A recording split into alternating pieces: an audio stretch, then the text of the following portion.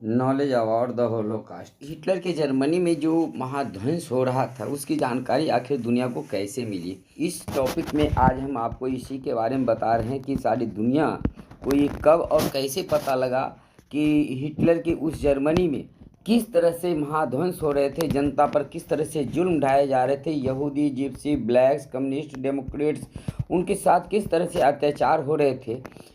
इसके बारे में बाद में जानकारी मिली लोगों को और किस तरह से मिली। तो इसी को हम इस टॉपिक में डिस्कस करने वाले हैं। मैं हूं सुनील आनंद सर और आप देख रहे हैं आनंद सर एसएसटी पॉइंट। तो आइए शुरू करते हैं। Information about the Nazi practices had trickled out of Germany during the last year of the regime.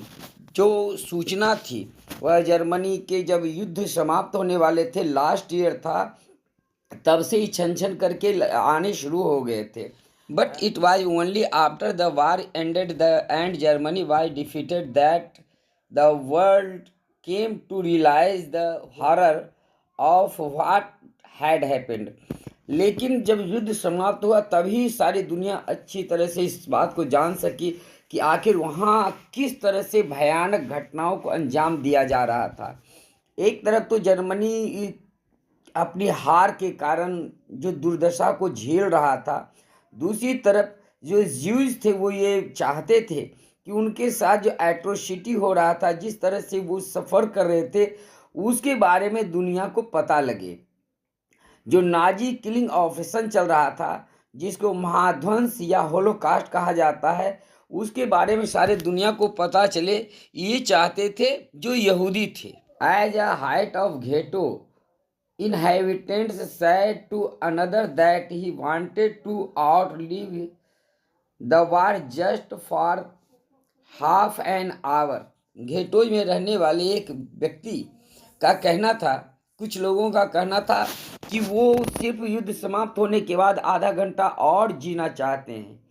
क्यों वो सिर्फ आधा घंटा और जीना चाहते हैं? युद्ध समाप्त होने के बाद उससे पहले मरना क्यों नहीं चाहते हैं, ये समझना बहुत ज़रूरी है। Presumably he meant that he wanted to be able to tell the world about what had happened in Nazi Germany। दरअसल वो ये दुनिया को बताना चाहते थे कि नाजी जर्मनी में क्या हो रहा था।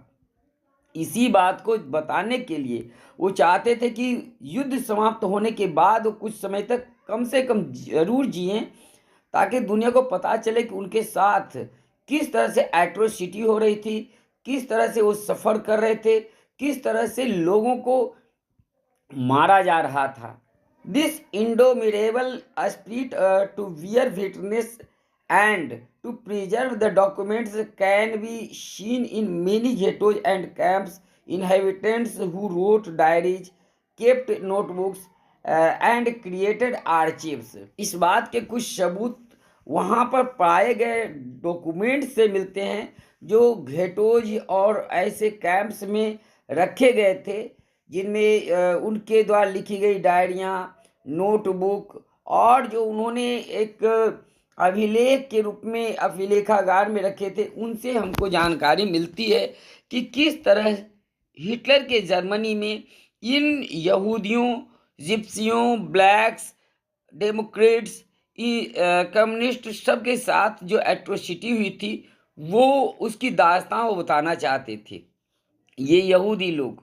On the other hand, when the war seemed lost, the Nazi leadership distributed petrol to its functionaries to destroy all incriminating evidence available in office।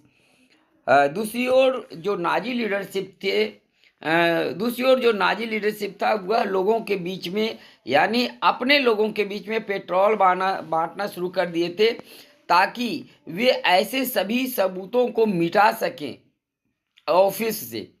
इसका मतलब ये था कि जो नाजी ऑफिसर्स थे, जो नाजी लीडरशिप था, उसको पता था कि उन्होंने बहुत ही बर्बर अत्याचार किया है, और अगर इसका पता दुनिया को चलता है तो उनके प्रति नफरत का भाव लोगों में होगा, और हो सकता है कि उनसे बदला लिया जा सके। इसलिए वो कोई भी सबूत छोड़ना नहीं चाहते थे। दूसरी ओर जो यहूदी थे वो चाहते थे कि उनके साथ जो अत्याचार हुआ उसका पता, उसके बारे में दुनिया को जानकारी मिले। yet the history and the memory of Holocaust live on in memories, fictions, documentaries, poetries, memorials, and museum in many parts of the world today. फिर भी आज दुनिया के अलग अलग हिस्सों में जो स्मृति लेख हैं, जो साहित्य है, डॉक्यूमेंट्स है, पोएट्री हैं, स्मारक हैं, म्यूजियम हैं, उनमें ये सब चीज़ देखने को आसानी से मिल जाती है।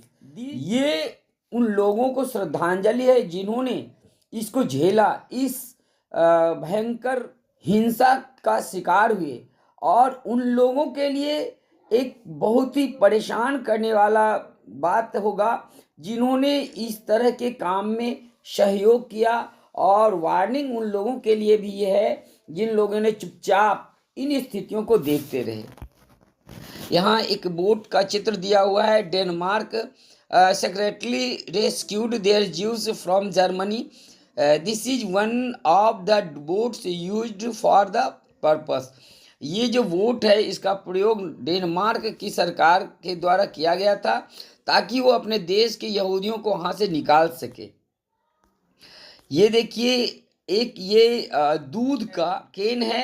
इसी केन में जो भी डायरियाँ थी, किताब थे, डॉक्यूमेंट्स थे, जो सबूत थे होलोकास्ट के, जो हिंसा की गई थी, उसको छुपा करके रखा गया था। और जब युद्ध समाप्त हुआ तब इस तरह के कम से कम 3 कैन मिले जिनसे पूरी दास्तान दुनिया को पता चला, मानवता के खिलाफ जो अपराध हो रहे थे उसके बारे में। 1943 ईस्वी में इस कैन को जमीन के अंदर दबा करके रखा गया था, जिसको 1950 ईस्वी में निकाला गया, पता चला, और इससे दुनिया को इस होलोकास्ट के बारे में जानकारी मिली। आपको ये वीडियो कैसा लगा आप अपने कमेंट बॉक्स में अवश्य लिखें। अगर आप हमारे और वीडियो नहीं देखे हैं तो सभी वीडियो हमारे चैनल पे अवेलेबल है। चैप्टर नंबर 3 का आप उसे अवश्य देखें। आप अपने कमेंट, कोई अगर क्वेरी हो, क्वेश्चन हो या सुझाव हो तो अवश्य कमेंट बॉक्स में लिखें। Thanks for watching, have a good day.